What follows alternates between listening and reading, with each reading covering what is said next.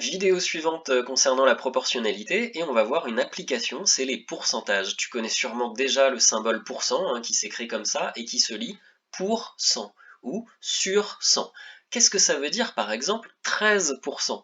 Ça veut dire que si le total était de 100, eh bien il y en aurait 13. On peut donc écrire que 13% c'est égal à 13 sur 100. Mais c'est pas très clair, on va donc voir ça sur des exemples. Dire qu'il y a 20% de réduction sur le prix d'un objet, qu'est-ce que ça signifie? Ça veut dire qu'il y a 20% de réduction, mais sur 100. Si l'objet coûtait 100 euros, en fait, il y aurait donc 20 euros de réduction sur cet objet. Tu sens venir ou pas la proportionnalité là? Si l'objet ne coûte pas 100 euros, mais qu'il coûte 200 euros, et ben, du coup, il n'y aura pas 20 euros de réduction, mais il y aura 40 euros. Mais on parlera pourtant toujours de 20%, parce que si c'était 100, eh ben c'est 20 la réduction qu'on enlèverait. Maintenant, dire qu'il y a par exemple 3% de matière grasse dans un yaourt. Essaye de trouver ce que ça veut dire avant que j'affiche la réponse.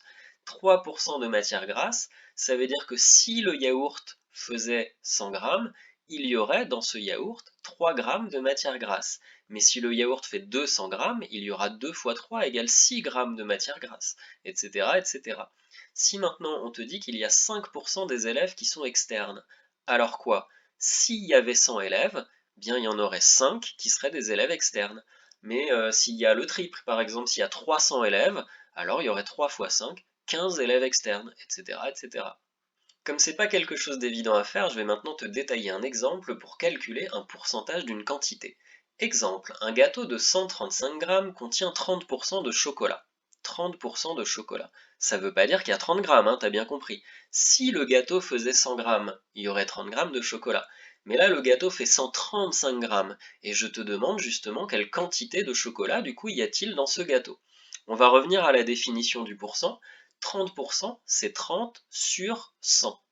Donc, pour 100 grammes de gâteau, il y aurait effectivement 30 grammes de chocolat. Donc, pour 1 gramme de gâteau, comment on va faire? Comment je passe de 100 grammes de gâteau à 1 gramme de gâteau? C'est 100 fois plus petit. Je fais un peu comme si j'étais dans un tableau de proportionnalité, une division par 100. Et je trouve 0,30 grammes de chocolat. Ensuite, je vais maintenant arriver à ma réponse, donc 135 grammes de gâteau. Eh bien, pour aller de 1 gramme à 135 grammes, je me fais une multiplication par 135, et 0,30 fois 135, je trouve 40,5 grammes de chocolat dans mon gâteau au chocolat de 135 grammes. Et j'ai répondu à la question. Je récapitule avec un tableau, c'est comme si on avait fait un tableau de proportionnalité avec deux grandeurs, la masse de gâteau et la masse de chocolat, et puis j'ai réussi à compléter tous ces nombres en utilisant des multiplications ou des divisions sur des flèches entre des colonnes. Puisqu'il s'agit de proportionnalité, j'ai également le droit de mettre le coefficient de proportionnalité, que je calcule en faisant par exemple 30 divisé par 100, et justement 30 divisé par 100, c'est 30%. Donc en fait, le pourcentage qu'on te donne, c'est justement le coefficient de proportionnalité. Finalement, résumons, calculer 30% de 135 revient à calculer quoi? Je veux calculer 30% du gâteau. Je vais donc calculer 30% de 135 grammes, c'est la masse de mon gâteau. Et puis nous avons vu, d'après les calculs de la page précédente, que c'est égal à faire 30 divisé par 100 sur la première flèche, et ensuite fois 135 sur la deuxième flèche. Ce qui nous a permis de trouver 40,5 grammes.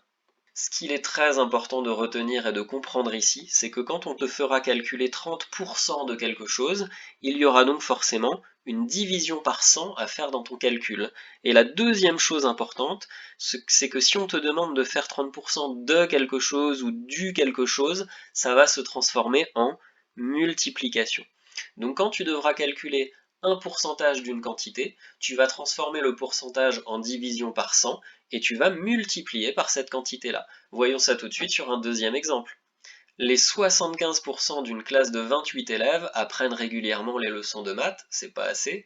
Ça fait combien d'élèves? Je veux donc calculer combien ça fait 75% de 28 élèves. Et là, on va faire ce que j'ai expliqué sur les pages précédentes. Par quoi je vais remplacer 75% pour faire mon calcul?